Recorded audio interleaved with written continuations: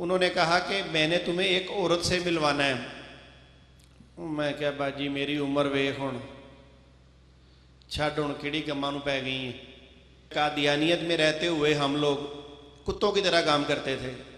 मैंने उनसे ये पूछा कि मुझे ये बता दें मैं हलाल ज़दा हूँ कि हराम ज़दा हूँ।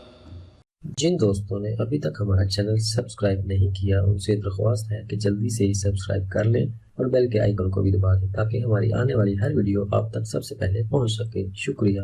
अच्छा, जब मैंने इस्लाम कबूल किया तो मैंने सोचा कि कादियानियत में रहते हुए हम लोग कुत्तों की तरह काम करते थे। जमात का ये काम कर रहे हैं, जमात का वो कर रहे हैं। तो अब सही दीन की तरफ आए हैं तो हमें उससे ज़्यादा काम करना चाहिए। तो तहैया कर लिया कि काम करना है। तो इसी तरह एक दिन बैठा एक कादियानी किताब पढ़ रहा था मैं मिर्ज़े की। तो पढ़ते पढ़ते मैंने अचानक अपनी वालदा को फ़ोन मिला दिया। ज़रा तवज्जो करें, मैंने वालदा को फ़ोन मिलाया तो मैंने उनसे कहा वालदा साहबा मैंने आपसे एक सवाल करना है, मुझे इजाज़त चाहिए।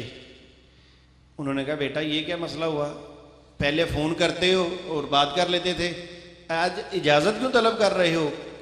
मैंने कहा कुछ ऐसा मामला है, आप पहले बताएं मैं आपको सवाल करूं। उन्होंने कहा हाँ बेटा करो। मैंने उनसे ये पूछा कि मुझे ये बता दें मैं हलाल ज़दा हूँ कि हराम ज़दा हूँ। वालदा परेशान हो गई, कहने लगे खैरियत है, क्यों पूछ रहे हो।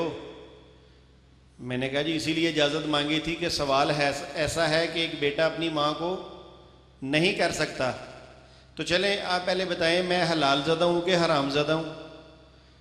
उन्होंने कहा नहीं बेटा अल्हम्दुलिल्लाह तुम हलाल ज़दे हो, किसने कह दिया तुम हराम ज़दे हो।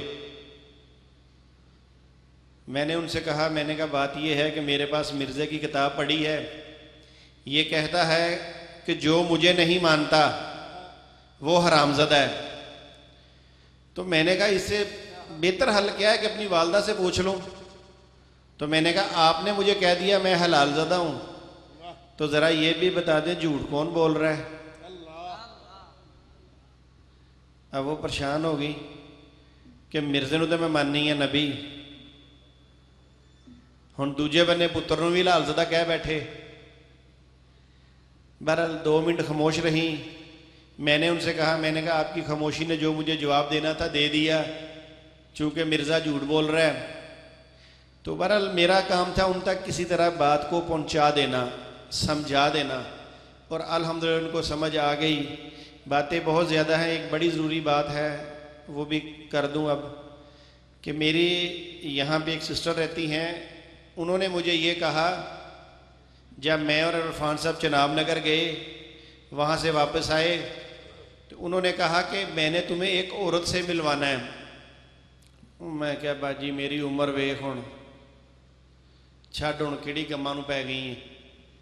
और नहीं नहीं बगैरत चुप कर तू। मैं क्या अच्छा हाँ जी। कहते उस औरत के पास बहुत इल्म है और उसने 100 औरतों को कादियानी किया हुआ है। अस्तगफुरुल्लाह, उस औरत ने 100 औरतों को कादियानी किया है। मैंने उनसे पूछा वो कैसे। उन्होंने कहा वो औरत सुबह को अपने काम करके 10-11 बजे मुसलमानों के घर में चली जाती है। जब इनके बंदे बच्चे सारे अपने बाहर चले जाते हैं, औरतें अकेली होती हैं, तो ये जाके उनको कादियानियत सिखाती है और 100 औरतों को कादियानी बना चुकी है। लिहाजा आपने जो बातें यहाँ सुनी हैं या आगे सुनेंगे कादियानियत के बारे में, वो अपने घर जाके ज़रूर बता दिया करें अपने बच्चों को, अपने अहलो याल को, बीवी को, कि ये ना हो कल को आप काम पे गए हों तो यहाँ भी कोई उस जैसी औरत आपके घर में दाखिल हुई हो। इसलिए ये स्टेज इकट्ठे किए जाते हैं कि आपको बताया जाए कादियानियत कितना बड़ा कुफर है, और ये आपका फ़र्ज़ है कि हम आपको बताते हैं, आपने आगे लोगों को बताना है। तो इस बात का अहद करते हैं कि ये आगे पहुँचाएँगे सारे कुफर इंशाअल्लाह। इस बात का भी अहद करते हैं कि डेली 1 रुपया बेशक इंशाअल्लाह, जिसकी जितनी इस्तादाद है वो इतना करे, मगर कम से कम 1 रुपया रोज़ हो इंशाअल्लाह, ताकि ये जो हमारे काम करने वाले बंदे हैं ये उनका सही तरीके से मुकाबला कर सकें।